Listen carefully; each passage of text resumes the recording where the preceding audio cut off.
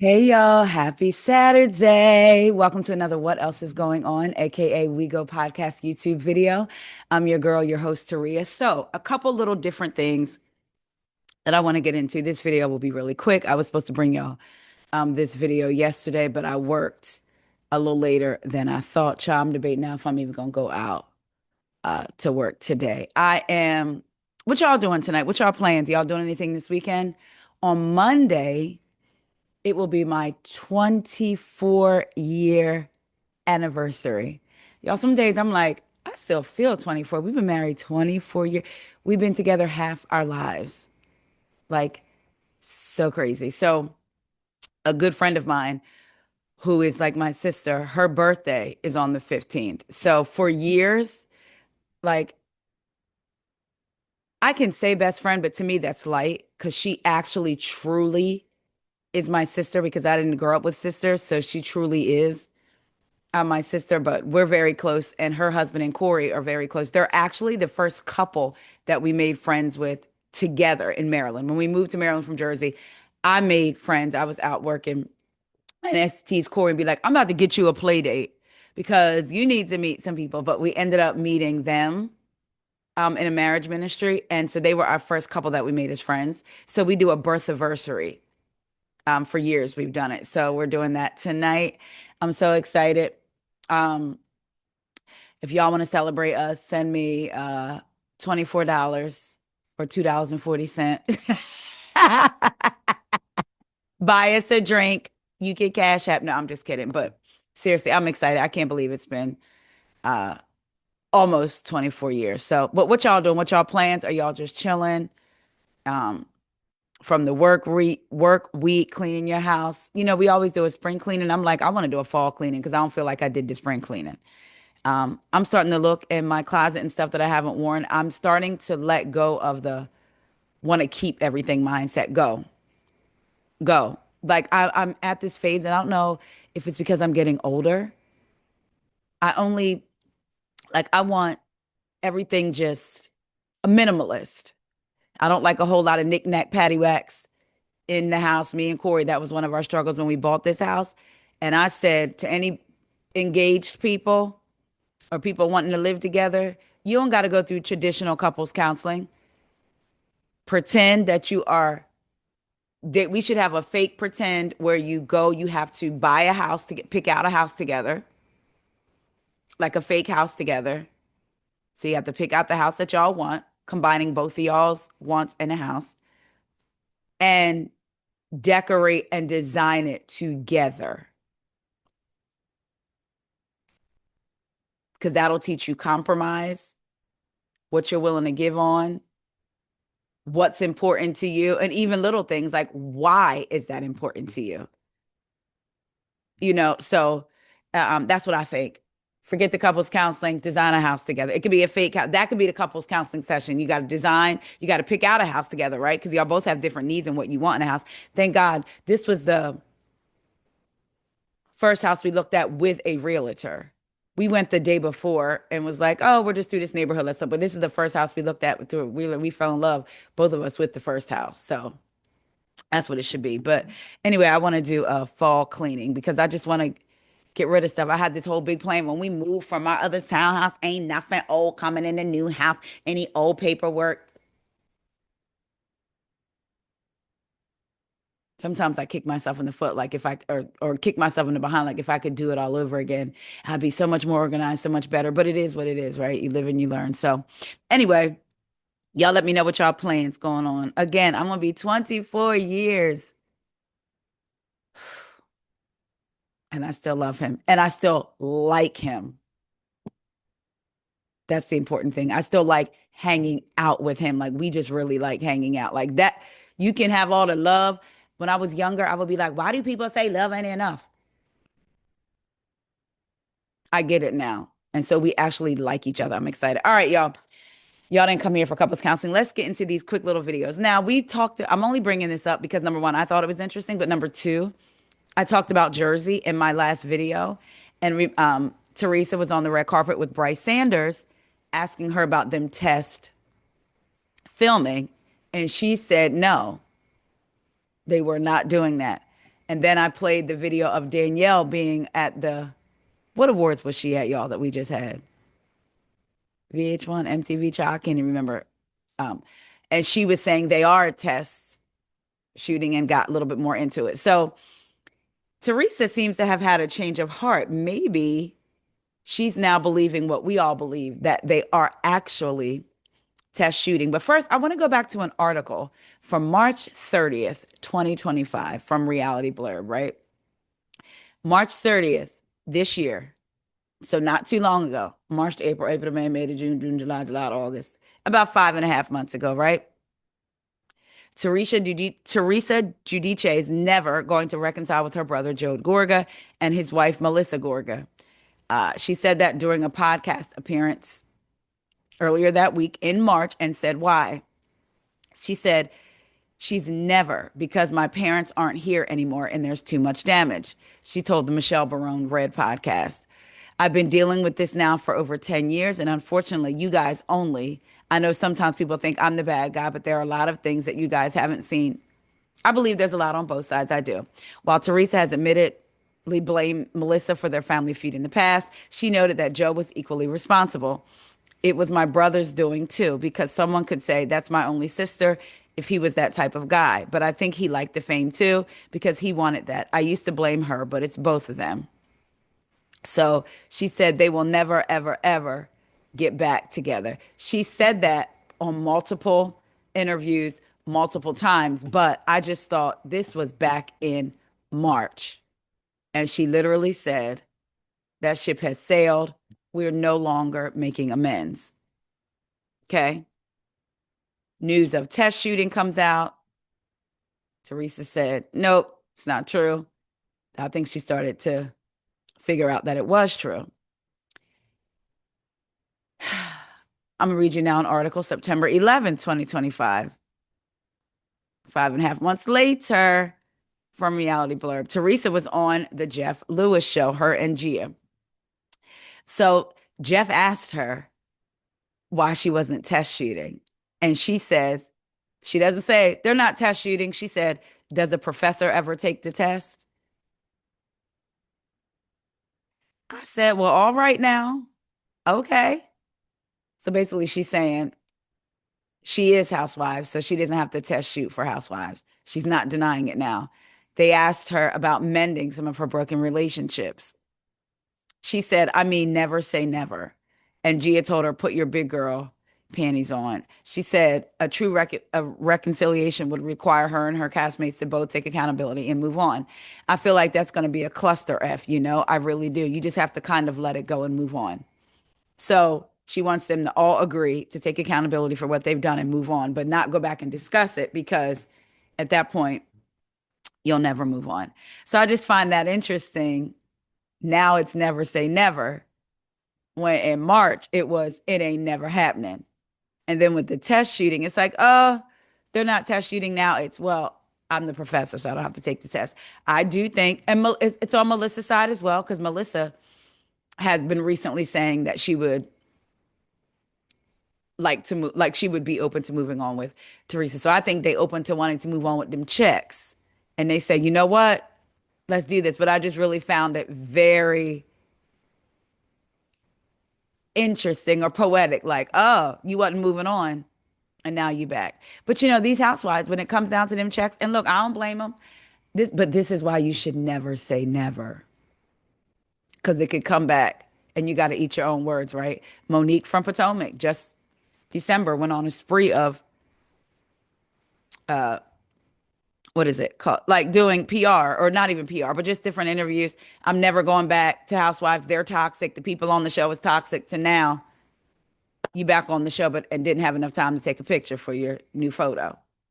You know what I'm saying? So never say never. But I think when they go without these checks, you do realize, and not saying that they're broke by any means, but just saying that's a big check. Well, Monique said it was a little check, but I also get why she said it because Andy was kind of like acting as if Chris didn't really, with the money. I forget what the off comment he said. So I can kind of, even though I was like, but I could get kind of why she threw that out there. But these housewives miss those checks. These are, imagine how much Teresa was getting paid. It's a big when you've removed that check. That's big, right? So I guess we'll see. It this does interest me though to see now if Bravo is listening and is going to slide Teresa back in, or are they going to do the test shooting with the women they have now, right? And then do another set of test shooting with Teresa and see. I will say this. I don't want it to be the Teresa show. I'm tired of people, as soon as they speak up or call her out, it's an issue. I'll never forget that reunion when Jackie had a voice.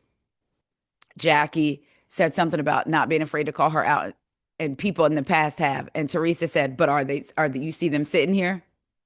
Almost like a threat, like she was untouchable. At the same time, I don't want it to be the Melissa show either. I want it to be an ensemble show. Everybody feeling like they're on equal footing. Everybody feeling like they got to show up and come to work. You don't just get to come to work and be the queen. None of y'all. Everybody got to put in some work. That's what I want to see from my housewives. And that's what I would want to see from Jersey. Because I watched Jersey from the beginning. Well, I think I was late by like a year or two, but then of course I went back and watched everything. So I'll never forget, like maybe 2 years ago, one Saturday morning, maybe it was playing from the beginning, and me and Corey watched so many episodes from the beginning. So I want an ensemble cast. That's what I want. Nobody is bigger than the program. I don't care how long you've been here. So I guess we shall see. But what do y'all think? I kind of feel like Teresa is backtracking because she wants, as much as she may act like, but she wants to be on the show. But then you had that girl from Orange County, Kelly Dodd, saying that Teresa's leaving. She's getting a spinoff. She's known it, but she hasn't been able to say anything.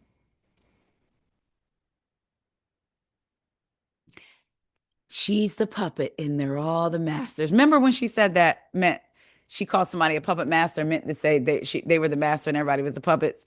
She was so confident. They're the masters. She's the puppet. Oh, child, I ain't gonna lie. I'm glad she's not on my screen. I'm so glad. But anyway, y'all let me know what y'all think about Jersey. Moving on. This news just, oh man, when I saw it, I was like, no, let's get into Mary Cosby and her son. What's especially sad about it is Mary Cosby had done some press. Give me one second. I want to pull it up on Sirius XM's Reality Checked on September 9th. September 9th was Tuesday. So just Tuesday, and they asked her about Robert Jr. She said he's doing as good as he can. It's his journey. You can't do it if your minds are not made up, and I can't make it up for him. I can only push him, encourage him, and love him. Encourage him and love him. And that's what I'm doing. And that's kind of where we are. But he's still on that road, and it's a hardcore road. It's tough to watch as a mom. It's hurtful to see his dad is most of the time devastated. But at the same time, I have hope and I believe in him. She said, I know that while Mary has faith that Robert Jr. will eventually turn his life around, she also knows that the decision to live sober is up to him. I know that his ability, I mean, I raised him, so I know he's got all the tools and he's got all the willpower that he needs and support. He just needs to make up his mind.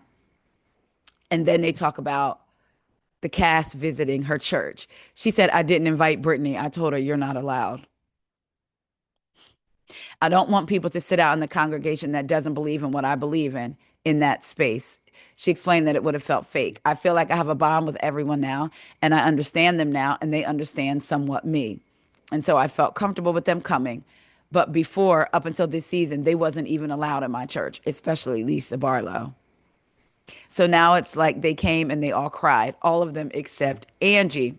Mary went on to note that she wasn't sure what Angie was up to during the service, labeling her a little busybody. She was just looking at everyone speaking, talking to everyone, talking while I'm talking. I could see Angie doing that low key, like not even realizing, just like out there talking. I will say this. But the Britney situation and not inviting her, I feel one of two ways. If we believe that the church is supposed to be transformative, right? And supposed to feel something when you went in. There is a chance that Brittany could be exactly what she said. She don't believe in what I believe in. None of that. But she comes and maybe her heart is moved. And that could have built a stronger bond between her and Mary. At the same time, I do feel I kind of get what Mary's saying. Like, you straight off the bat, if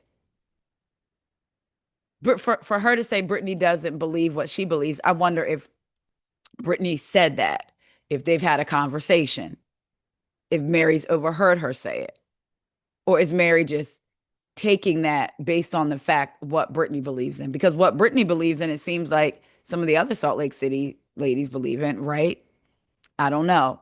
So I feel two ways about it. I feel like if we're supposed to be the church, that's like to me when Christians act like they can't be around folks who ain't saved. You can't have friends. Like I'll never forget. I had somebody tell me she was at work and her coworkers were talking about something, and she was like, "I told them." I think they might have mentioned it wasn't anything like whatever it was. It wasn't like they were mentioned that they were Satan worshipers. You know what I mean? It wasn't like that. It was something, but because the conversation wasn't Christian based and focused on God, she was like, "Child, I had to get up and walk away." And I said, well, if you consider yourself to be a light and a representative of Christ, and if your mission is to let folks see Christ, how they gonna see it if the Christ in you is walking away? If Christians are only around other Christians, that defeats the purpose of what God has called you to do, right? Like some people are so heavenly, they ain't no earthly good. So I get why Mary may feel that way. But at the same time, I'm like, but so once again, life, there are some things that are black and white, but there are some things that are like, I kind of do. I kind of do. I do feel like, again, if I knew somebody didn't believe, and if maybe if they were talking reckless about me or nasty and we've got into it, nah, I don't want you to come. At the same time, as a pastor, is it your responsibility to kind of rise above? I don't know. What y'all think? Because I kind of see both sides. But let's get back to Robert Jr. So that was on Monday, the 9th. Mary said this. And then we get the news from TMZ on the 11th. Real Housewives of Salt Lake City, Mary Cosby's son arrested for assault and trespassing. Mary Cosby's son, Robert Jr., has found himself in hot water with the law again. We've learned he's been arrested for a number of alleged crimes, including assault and trespassing. According to an arrest report obtained by TMZ, the Real Housewives of Salt Lake City star's only child was arrested just outside Salt Lake City, Utah, Saturday for failure to stop at the command of law enforcement, criminal trespassing, assault, and 3 alleged violations of a court order. Per the report, local police responded to domestic violence call after Robert Jr. allegedly tried to break into his father-in-law's home via a dog door and assaulted someone on the front lawn. They're calling, so they're implying that he's married. Remember when there was a rumor where they married Robert Jr. and his girlfriend, and he had said they kind of were, kind of weren't. But now they're calling this person his father-in-law.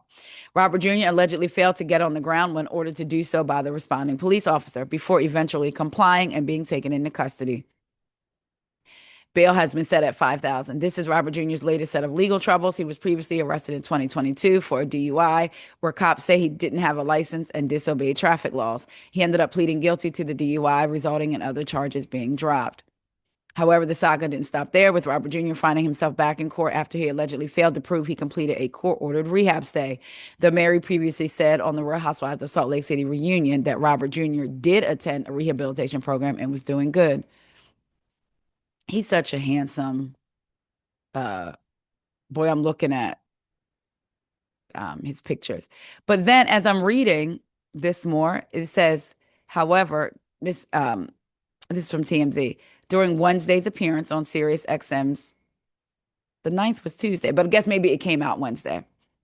She hinted that Robert Jr. was struggling with substance issues again, noting her husband, Robert Sr., was devastated. Oh, so I guess that's a hint. Because I'm like, she didn't say that, but I guess with her saying Robert Sr. is devastated most days, that you could take that to mean he's actively going through it. She said, I could only push him, encourage him, and love him. And that's what I'm doing. That's kind of where we are. But he's still on that road, and it's a hardcore road. How is he? Is he doing good? He's doing as good as he can. Okay.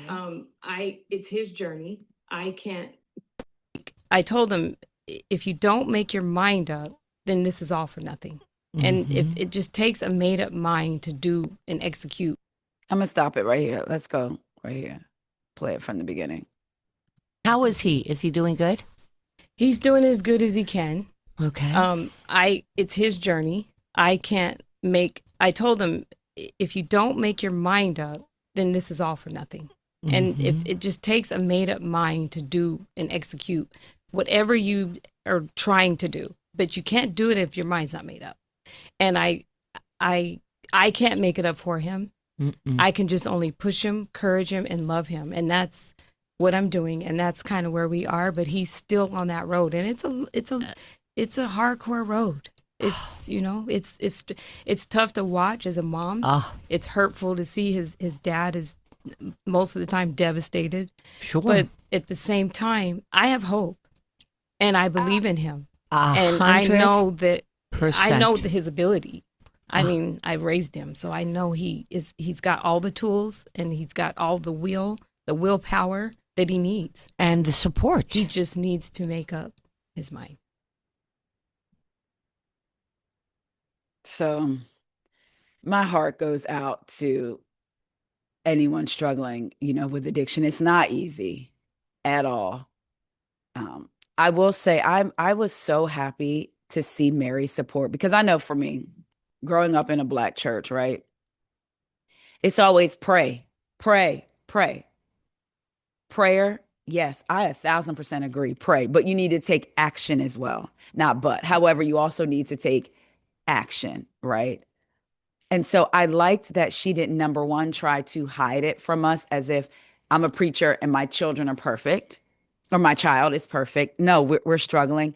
And as a preacher, one thing about Mary always seemed most confident when they would either show her at her church the few times in the earlier seasons and when she's in a position of giving advice. If you notice, any other time Mary comes off kind of sort of awkward and kind of bumbly, but when she had that mic in her hand or when someone's coming to her seeking advice, she's very clear, very level-headed, able to articulate her words, right? Just like be concise and give good advice. And then now you have something that you can't control, right?